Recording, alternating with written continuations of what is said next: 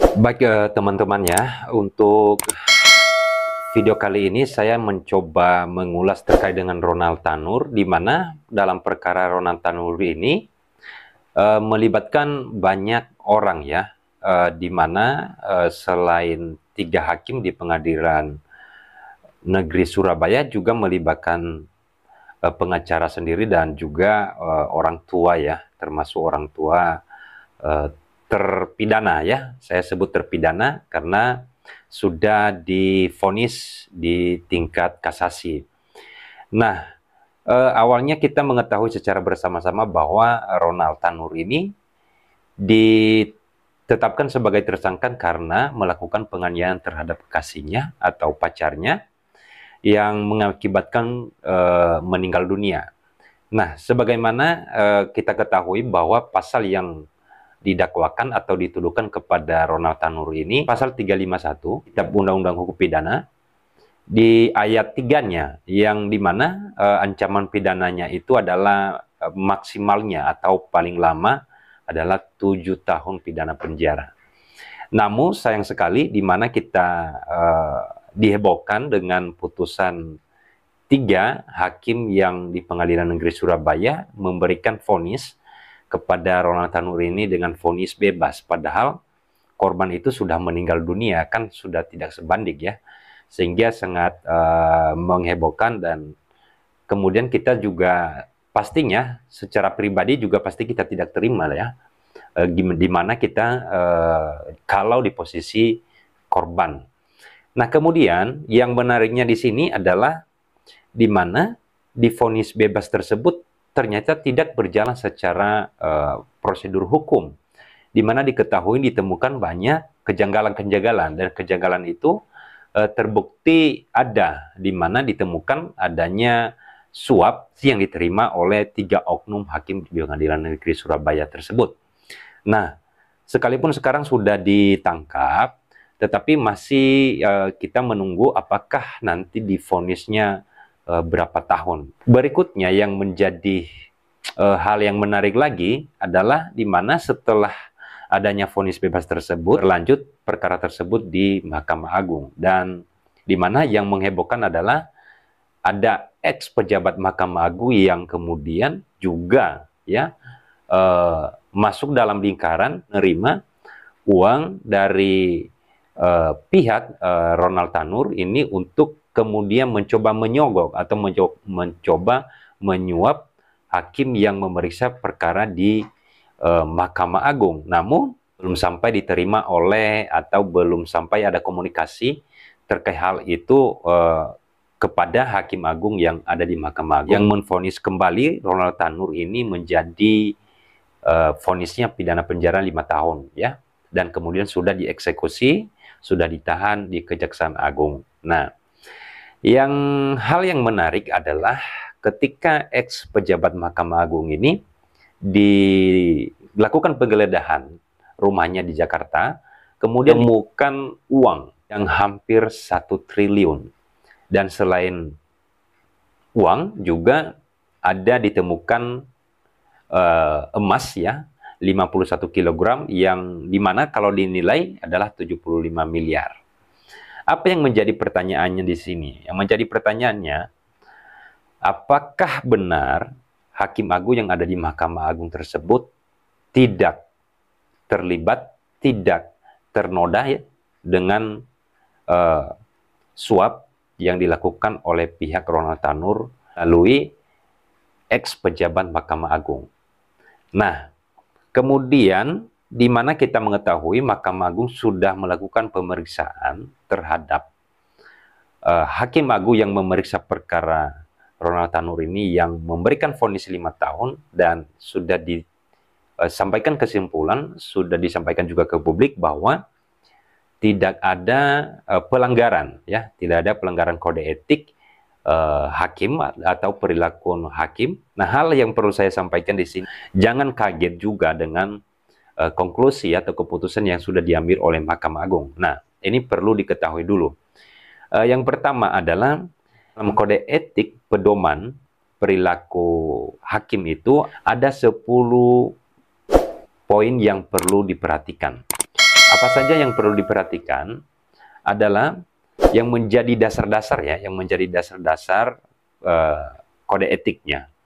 Pertama adalah hakim itu perlu atau harus berperilaku adil, kemudian harus berperilaku jujur, berperilaku arif dan bijaksana, bersikap mandiri, berintegritas tinggi, bertanggung jawab, menjunjung tinggi harga diri, berdisiplin tinggi, berperilaku rendah hati, bersikap profesional.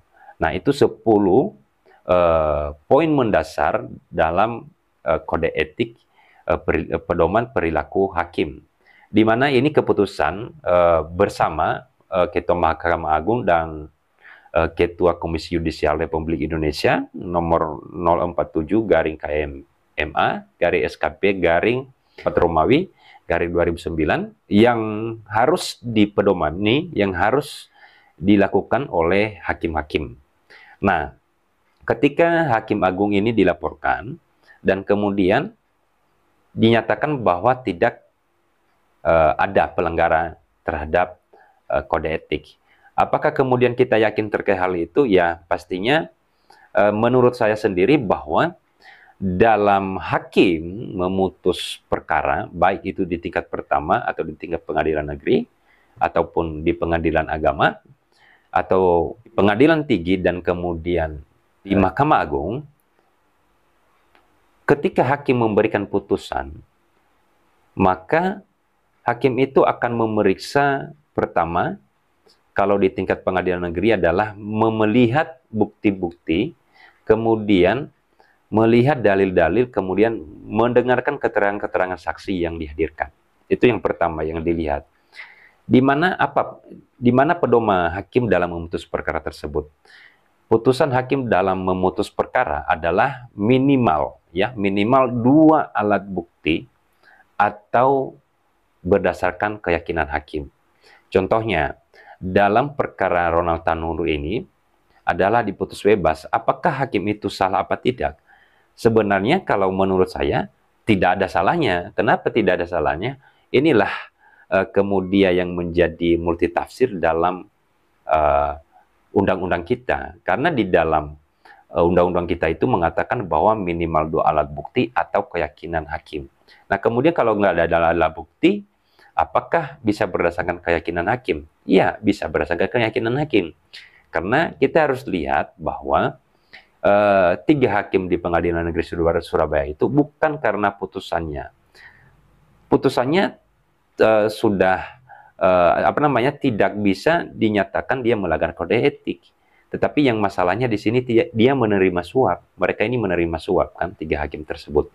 Nah, di tingkat Mahkamah Agung kemudian memberikan putusan 5 tahun. Apakah sudah benar atau tidak? Ya, menurut saya tidak ada yang salah di sana. Kenapa tidak salah? Karena Hakim Agung di saat memeriksa perkara ini bahwa dia berkeyakinan bahwa harusnya terdakwa ini divonis minimal atau maksimal. Sekalipun dalam pasal 351 ayat 3 kita undang-undang pidana tersebut adalah maksimal pidananya itu kan 7 tahun.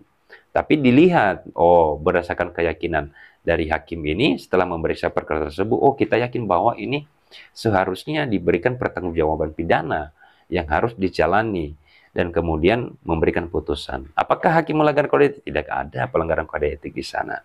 Tetapi kalau kemudian yang dilaporkan mungkin adalah ada hal-hal dari sikap yang mana saya sebutkan tadi dari 10 poin tersebut bisa masuk dalam pelanggaran kode etik pedoman perilaku hakim. Nah, itu teman-teman yang harus diketahui juga. Mungkin banyak rekan-rekan advokat yang kemudian asal kemudian melaporkan saja tanpa melihat pedoman-pedoman tersebut, tanpa menganalisis. Tapi saya yakinlah pasti akan menganalisis dulu, melihat apa saja isi atau poin-poin yang saya sebutkan tadi sesuai dengan keputusan bersama Mahkamah Agung dan Komisi Yudisial. Nah, kemudian yang perlu saya sampaikan lagi di sini adalah apakah kemudian 3 hakim yang sudah ditangkap, yang sudah menerima suap ini akan dipecat secara hormat atau secara tidak hormat, pastinya ya menurut saya ini dipecat secara tidak hormat. Namun yang perlu kita nantikan apakah kemudian nanti putusan terhadap para penerima suap dan pemberi suap ini akan diberikan putusan maksimal atau bagaimana? Karena di sini ada 4 orang ya yang sudah ditangkap ya, yaitu ada Erin Tuah Damanik atau ED, Mangapul, kemudian Heru Hanindyo. Ini kan hakimnya ya.